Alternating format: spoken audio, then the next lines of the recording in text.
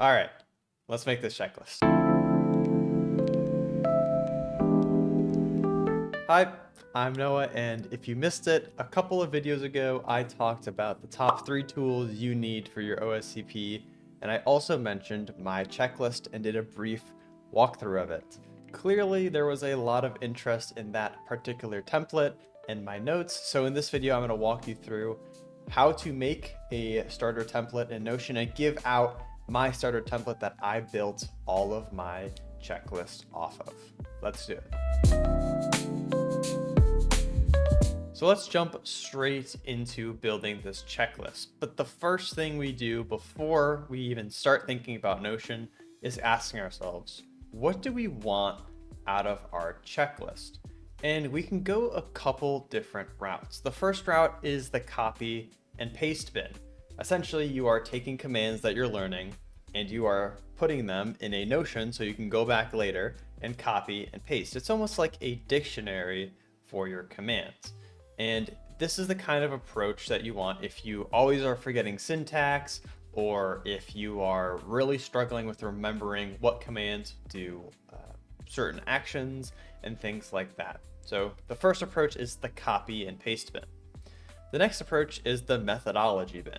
And if you watched my previous video, you know that I'm a big fan of methodology, particularly in Active Directory. The methodology bin is organizing your steps to success. Say, hey, you've done 5 or 10 boxes by now, and you know how you work the best. You're going to start with enumeration, you're going to run these tools, and then you're going to go into initial foothold, you're going to try these different attacks, and so on and so forth. By using the methodology bin, you are consistently doing the same things over and over again to build reps and to build consistency in your workflow. The last path that you can choose for your checklist is the hybrid approach. And this is what I suggest, and this is what I personally used, but essentially you're merging those previous two. You're taking the copy paste bin and the methodology bin and merging them. As I said, my suggested approach is the hybrid one. And out of all the options I listed, the hybrid approach is just the one that aligned most with my personal workflow. But you may be asking yourself and asking me, well, Noah, why does workflow matter? Why can't I just get the checklist and use it? And workflow matters for a couple of reasons, but for me, while I was going through the Pen 200 course, doing the labs, doing the challenge labs especially, I noticed some patterns while I was doing these things. The first pattern I noticed was by the end of doing all the challenge labs, I had been curating a checklist similar to the copy and paste bin, where I had all these commands, I had all these different things I could do, but I noticed at the end of the challenge labs, I had this really nice polished checklist, but I barely used it anymore.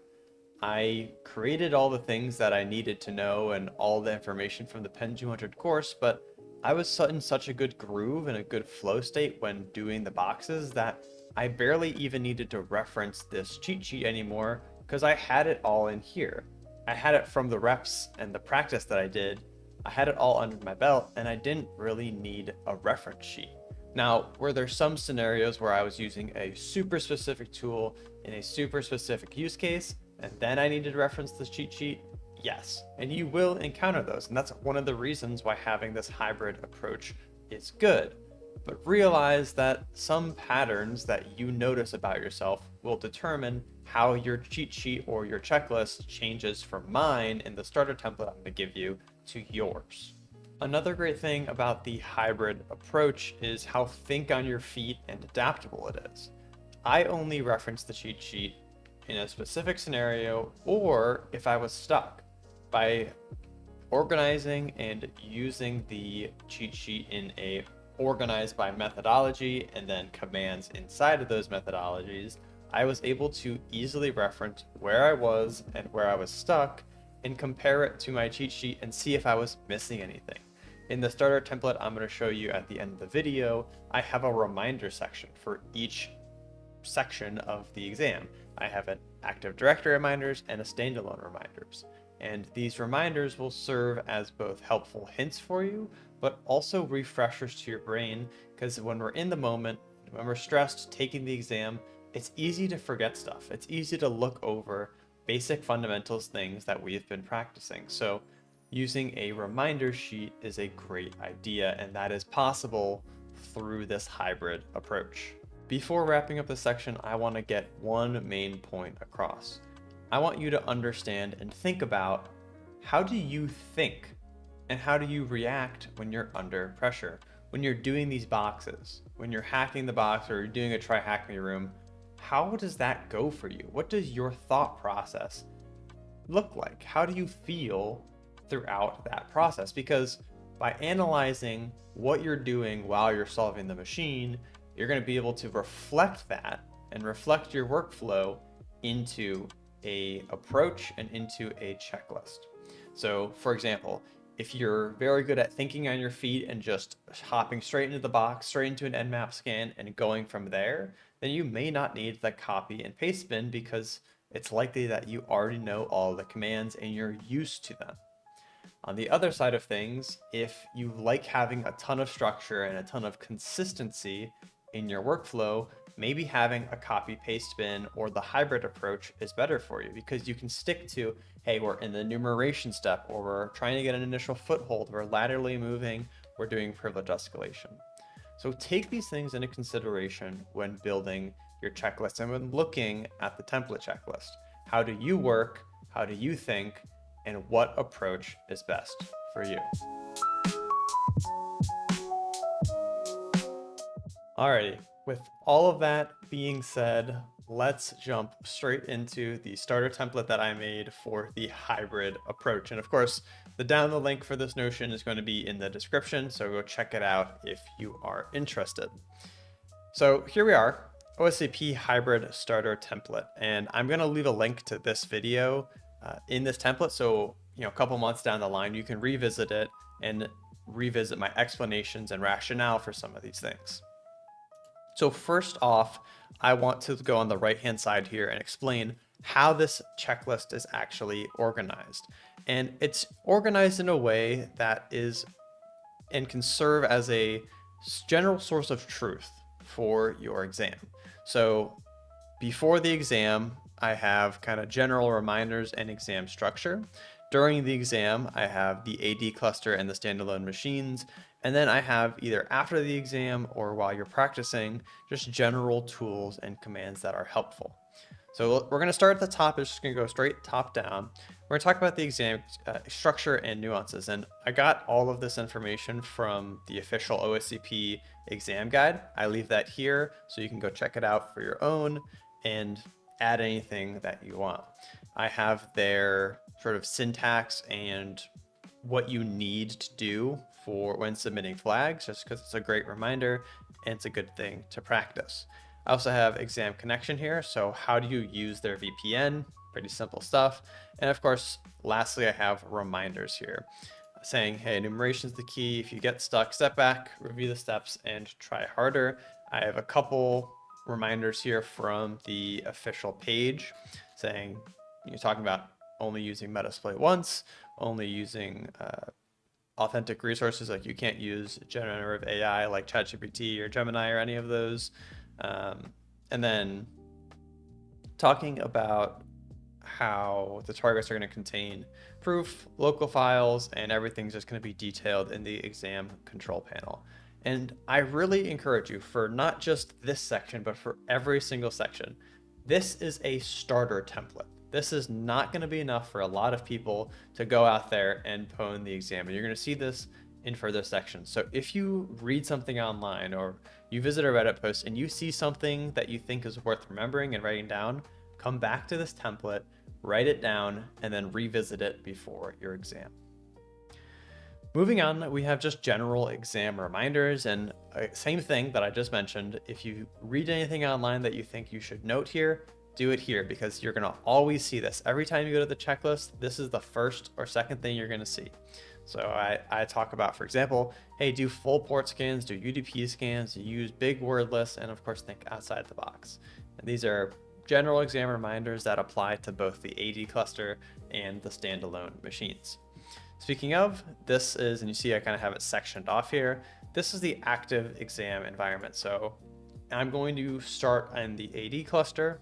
And as I talked about in the hybrid approach, we are organizing it through our methodology. So if you watched my previous video, you know, hey, we're organizing it into 5 different steps: enumeration, initial foothold, pivoting or internal enumeration, lateral movement, and then vertical movement. And for each of these, I started you guys off with just really simple commands. So nmap for enumeration, netexec for initial foothold, chisel for pivoting, more netexec and particularly Kerber roasting for lateral movement, and then secret stump as well. And then finally for vertical movement, I just put some mimikatz commands.